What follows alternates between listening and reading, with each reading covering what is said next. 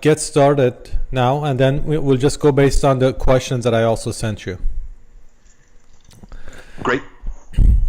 I'm speaking with Brian Field from ShopperTrack today. He is a Senior Director of Advisory Services. So basically what that means is that he helps retailers strategize and figure out how to best utilize traffic in their stores to improve their business. Hi, Brian. How are you? Hi, Darius. It's great to be here. Great. Did I explain your role correctly?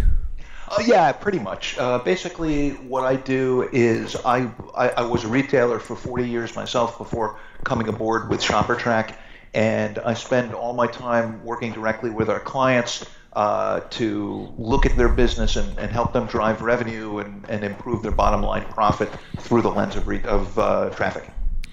Okay, great. So ShopperTrack is basically a traffic measurement and analytics company. Is that correct? Sure, yeah. We're the leading provider of consumer behavior insights and location-based analytics. We've got globally over 2,100 retailers and property management organizations in over 100 countries and territories around the world. All right. So in that aspect, you provide hardware and software and services, or can you go into what exactly are the products? Sure. So in terms of the products, the heart of our offering is our Orbit devices, which is our counting devices. It's a stereoscopic dual lens device, and it accurately counts foot traffic within a given threshold. So if you think about that, when you're walking into a store and right at the entranceway threshold, you look right up, you might see a little box in the ceiling. It's got the dual lens device there, and it's counting people as they're walking in and counting people as they're uniquely walking out. And it gives retailers an idea of their opportunity for driving revenue. And we have a team here in Chicago, Illinois, that configures the devices remotely and is continually monitoring them for accuracy. We will set up different counting zones so that when they walk in and they walk out, we have a very clear view. It's not just somebody popping their head in the door and saying, "Whoops, this isn't the place I wanted to go to," and then walking back out. It's a very fine-tuned system, and so that's kind of the beginning of the offerings that we have. Okay. We have the Orbit, and I'm assuming from what you explained, this is a connected device, basically, right? It connects to the Wi-Fi network, or? Yes, that's exactly right. Okay. So then you have the products, and then there's a associated software with that as well? Well, it's all proprietary within the system. It's a fully turnkey solution. What we do is we put up the counters, we install them, we design the solution that best fits our customers, and I want to just go off on a slight tangent with that, because it's not just the exterior with a perimeter device, but we also have interior devices that are Bluetooth and Wi-Fi and video based that can also help with understanding the traffic that's going on inside the store.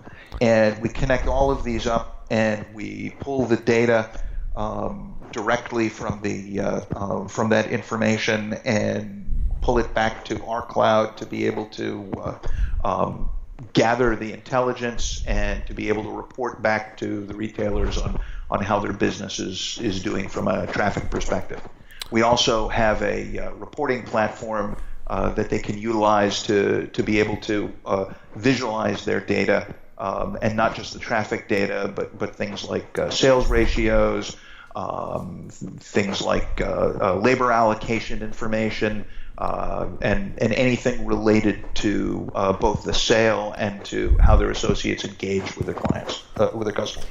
So how does that information actually get to your system? It's through our internet connections. What we do is we pull that data back we can either pull it in real time or we pull it back on a daily basis, and then we store it within our data systems, and then they can use our interface for the reporting, or we can interface with our customers directly through their systems as well.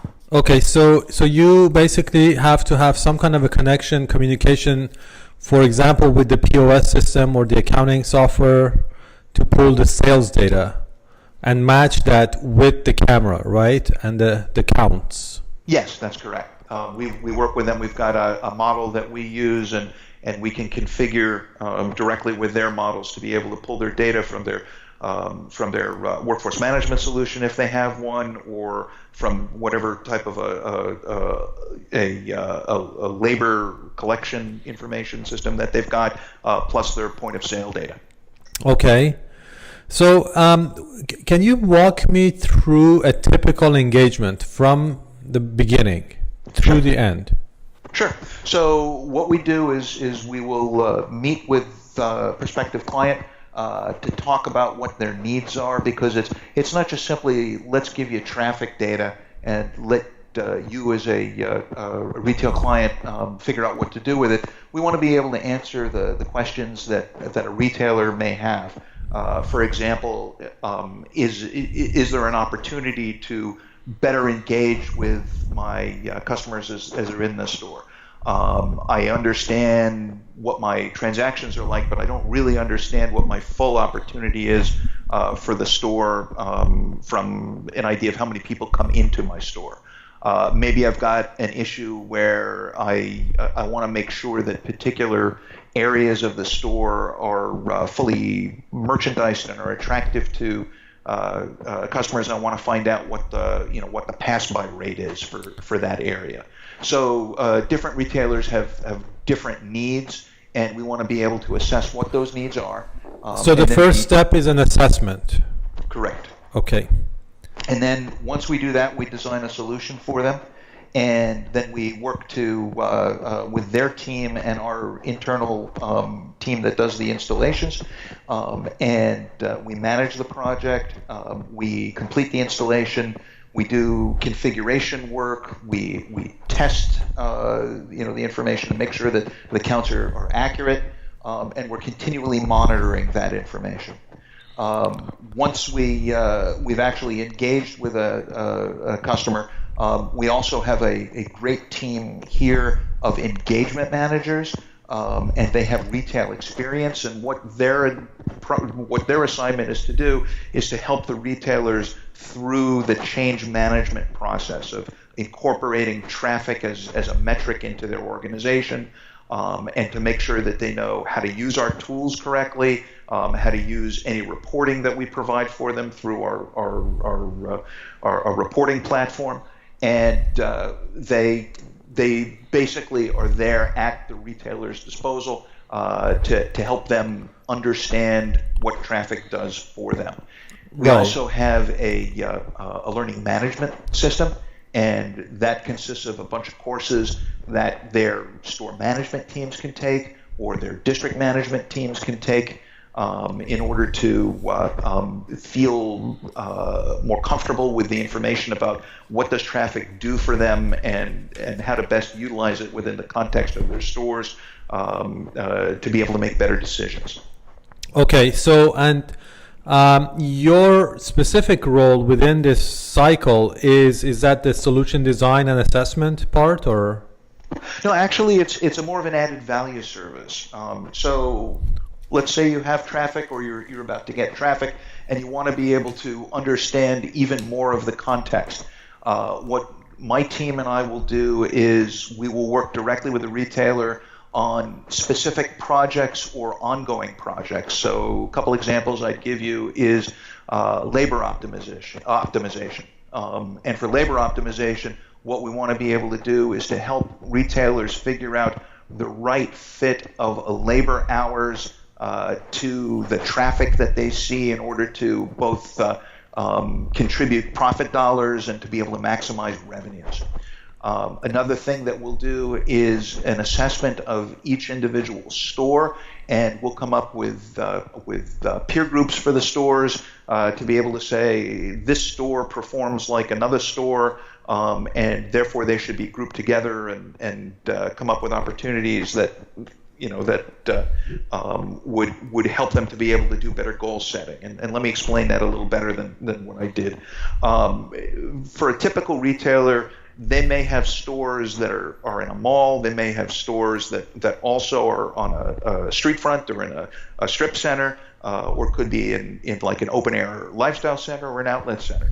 And each individual store has its own unique DNA.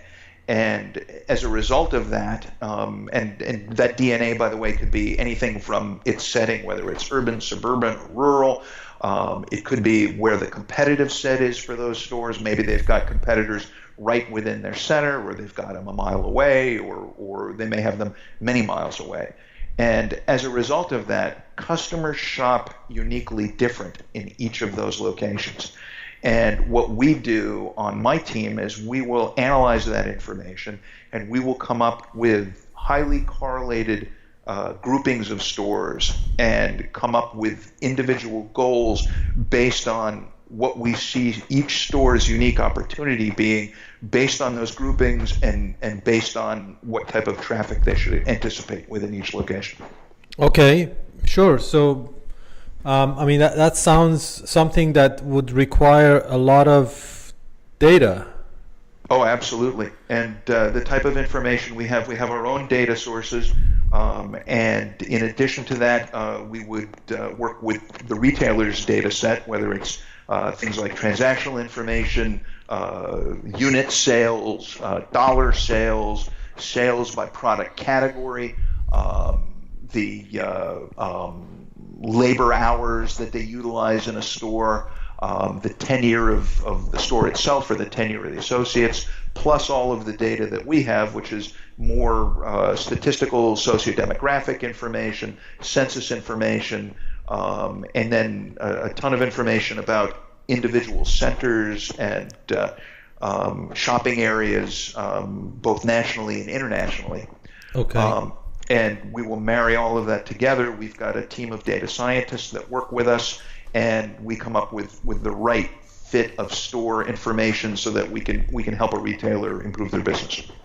Okay, sounds very interesting. So your team typically gets involved after a customer has gone live? Yes, but we're also kind of tool agnostic on our team. If a customer already is using a different solution for traffic, we can certainly get started with them right away.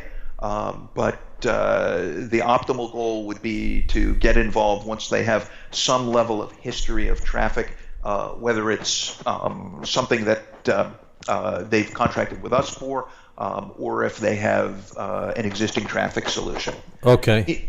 And in addition to that, we also have a team of field trainers that will go out and engage with clients to help to be able to ramp up their ability to adapt to change as quickly as possible. And that would also be a project that we could work with them on. So if you think about it, you've got a series of stores that you've opened up. Traffic may be new to them. These teams of leaders will go out. They're well-seasoned retailers, and they help to speed up the process of adoption. Right. I think that's critical. Traditionally, a lot of especially enterprise technology engagements, is really heavily slanted on the implementation of the tool, and then not much put on the actual usage of it. And that's where I've seen a lot of misalignment, where you go through 2 years of implementation, for example, or months, and then you haven't prepared your teams ahead of time enough so that they can be successful using it, and then continuing to do that. Exactly. And if you think in terms of the retail equation is probably the best way to describe it. Traffic is a piece of that puzzle, but it's a very important link to how you end up with your sales. So if you kind of work your way down from it, you start with sales, and sales consists of a count of transactions multiplied by an average transaction size. And if you kind of go down the track of average transaction size, that's made up of an average unit retail and how many units per transaction a customer purchases. And the transaction count is made up of basically taking the count of traffic and multiplying it by your conversion rate. Right. If you take that average unit retail, units per transaction, or if you want to just call it average transaction or average basket size, and multiply that by conversion rate, that's something that we call sales per shopper. And what that indicates is the success rate of the associates within the store in terms of their effectiveness of their service, if that makes sense to you. Yes. So, I mean, there are definitely, a lot of these metrics that retailers have to measure, right? And keep track of. Right. So that's one of them. That's an important one. Then there is another one that everybody talks about, is like sales per square foot, for example. Sure. So sales per square foot is helping you to determine from a store perspective, are you maximizing the value of the amount of square footage that you have for a store. For example, if you've got a big box store, 20,000 square foot, 40,000 square foot, you've got a lot more revenue you have to drive to be able to pay for that store versus a very small square footage store, under 5,000 square foot. For us, what we're trying to do is to help them evaluate what's going on inside that store to determine if that store is actually effective in its ability to provide service and in order to take care of the customer and drive revenue. So there's actually one other metric that I'd throw out at you, which we call shopper to associate ratio, which is taking that total traffic count and dividing it by the labor hours that the store is utilizing. And that's giving you an idea of what your intention is for providing service. So on the one hand, you've got that shopper to associate ratio, also called STAR, and that's about the intent of the service. And on the other hand, you've got sales per shopper, which is the effectiveness of the service. Right. So what is a good shopper per associate rate? You know what, Darius, I get that question all the time, and the answer is it depends. Oh boy. Let's put it more broadly for you. So if you think about a mall, it's usually a very large area of land. It's got a ton of traffic that's generally going through it. And it may be a little bit more socially involved. People are shopping in groups. There's a lot of different retailers within that center that are fighting for the same wallet share of the customer. And that's just a huge traffic footprint. On the other hand, you've got a strip center store, and that strip center store may just have a couple companion stores right near it, and it may not have stores that are within the same competitive set. For example, it may be a specialty women's apparel store, and a bank, and a pizza store, and an ice cream store. So it may well be that store has significantly less traffic, but there are different customer expectations of service. Go back to the mall store where it's highly trafficked. You might end up with a very high shopper to associate ratio. So making it up, it could be that you've got a 20-to-1, meaning 20 shoppers for every one associate hour. And that might be okay because of the level of service may not be expected to be as high in that mall location. Now go back to this other location that's in the strip center It may well be that you've got something like a 4-to-1 customer to associate ratio, shopper to associate ratio. And that would mean, again, that for every 4 shoppers that come in the store, there's 1 associate. But they're expecting a higher level of service. They probably will spend more time in that store, and they're there clearly on a purchasing mission. Right, right. So that concept of time also is very interesting. You know, we measure that so carefully online. It also is very important in the store. That the longer a customer spends in the store, the higher the chance that they're going to buy something, right? Well, sure. And what we've certainly got tools that will help to measure that. One of the metrics that we use is something called dwell time, which is the amount of time a shopper may spend in particular in a store. And you're right, there does tend to be a math to it that says that the longer a customer spends, the more likely they are to walk out with a purchase. But what you really want to be able to understand from dwell time is it resulting in a quality sale for you? And this goes back to the whole sales per shopper notion. Some customers will browse forever and pick up one small item and make a purchase.